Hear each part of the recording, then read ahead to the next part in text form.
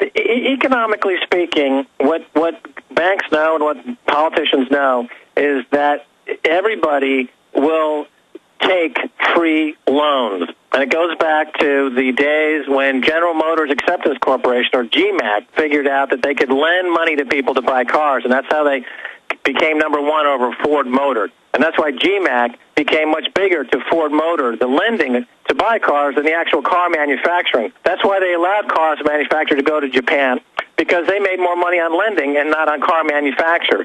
And that trend has been in place for 30 years, where lending and financialization of the economy has taken precedence over all other aspects of the economy, and it has created a society that only looks at interest rates to determine their own self-worth and how much money they owe at the end of the month. And they're constantly willing to gamble at any given moment to try to get that debt level down. And, of course, they're always going to lose, because the economy is operated by casino operators whose business it is to create losing gambles.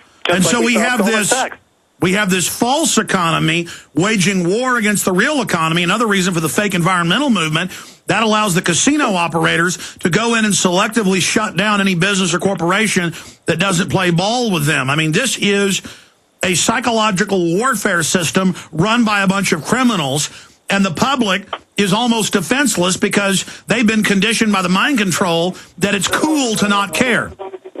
Well, because these technologies, because these games and currencies are attached to basic technologies like the use of a phone or other basic utilities like electricity, it's unavoidable, or like television. And so people come into contact with this, whether they like it or not. They are forced to come into contact with this, and they're forced to become hooked on this.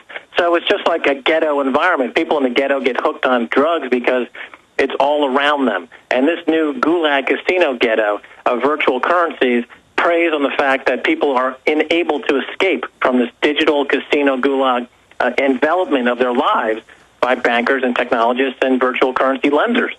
And now doctors are all over the place saying the 3D televisions literally put people into a dream state, even more than regular TV, and that it's causing seizures, it's causing people to pass out, it's causing mental illness, and all of television is about to convert to 3D. We are being inserted into this mental illness. Well, that's just part and parcel of a trend, which is to negate the reality of real world, the natural forces of reality, and to accept a digital reality as being real. And that's what's so fantastic about this volcano in Iceland, is that it's forcing people to understand that there is a real world, that there is an Earth that can do things that will change people's lives. And for this reason, this volcano in Iceland is quite important for people to understand that it's not a digital event, it's not a Hollywood event. This is an actual volcano affecting the actual planet Earth that we live in.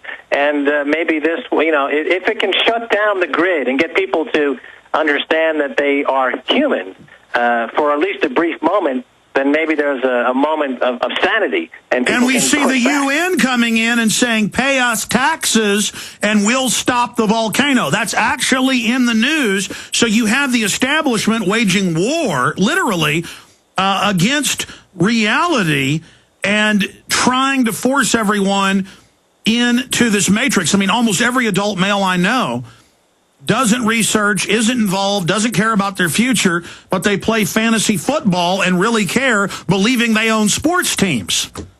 Well, this is what I said is happening now. The fraudsters and the virtual currency and the prediction market operators are moving into this box office space with box office futures contracts. It's going to be a huge wave that's going to wash over. You're going to have Jim Cramer talking about Scarlett Johansson moving up and down on the Cantor Exchange, and Iron Man Part 2 and Iron Man Part 3. It's going to go global. People won't be able to resist it because you're mixing the fraud of Wall Street with the fantasy of Hollywood for a toxic cocktail that's going to blow people's accounts out of the... once again, they're going to lose all their money, and it's going to make some bankers very, very rich.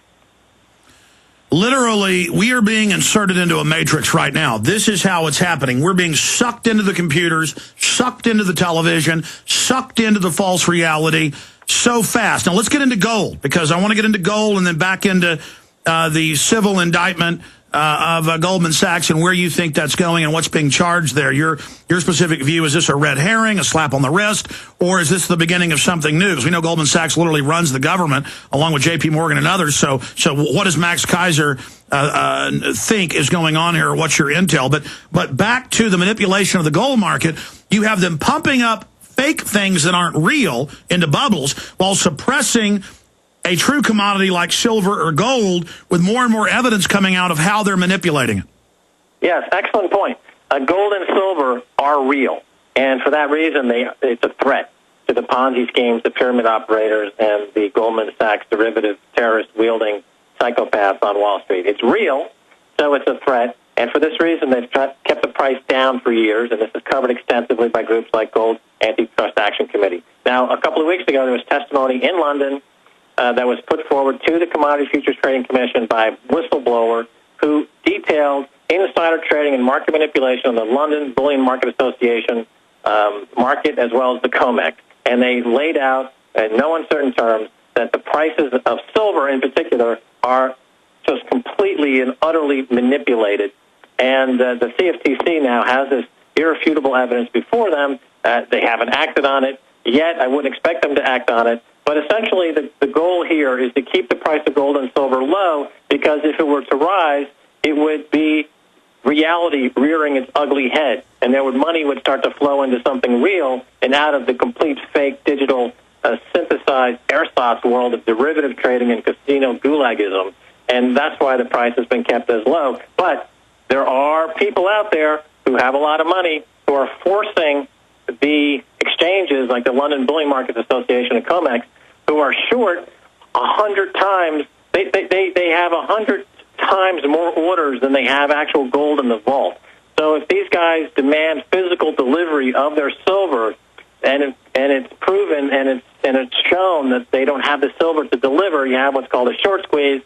So the market has to go out there and actually buy physical silver to deliver, and then you have this ramp up in the price of gold and silver. And that's kind of what people are waiting for right now, is they're waiting for the other shoe to drop. They're waiting for some major hedge fund to say, look, we want physical delivery of our gold and silver. We want it this month. I talked about this on your show last year. I thought that was going to happen on the COMEX last December, that they were going to bust the COMEX.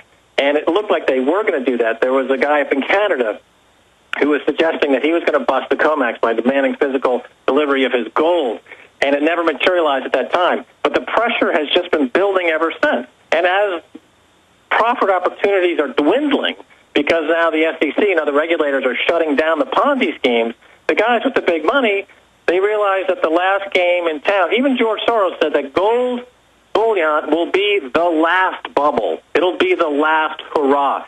The prices won't go to 2,500. Prices will go to 10 to 15,000. It'll be a huge bubble. It'll be the last bubble. And it's not too late. People got to own this thing now, because ultimately, when it's all exposed and it all comes crashing down, only those with the gold are going to be able to survive another day. And it won't matter if you bought gold at 1,000 and it goes up to 15,000. When it busts, it goes back down to 6,000. It won't matter. The suckers are going to be the ones that are buying it when it's $10,000 an ounce. The general rule of thumb is just every single month put some savings into gold bullion and just do it religiously every month. And this way you're always going to get an average price that's good, and you're going to be protected. Now, it's not going to shoot up 300% in a week like some dot-com stock. It's not going to be like Goldman Sachs crashing in a day that if you're short, it's not a day trade. It's something you got to do and think about it intelligently and take an approach that works over time. I have been buying gold every month for 8 years. Me too. A little bit every month. Now, let's get into Goldman Sachs. What does this SEC civil indictment mean? Well, it's really fascinating because they came out swinging last Friday with a very strong civil indictment, and they laid out the case for alleged fraud, and they've opened the door now to others for criminal indictments and there's going to be a lot of lawsuits. I'm looking for Andrew Cuomo in New York City. I think he could make a huge political gain if he did to Goldman what Rudy Giuliani did to Drexel.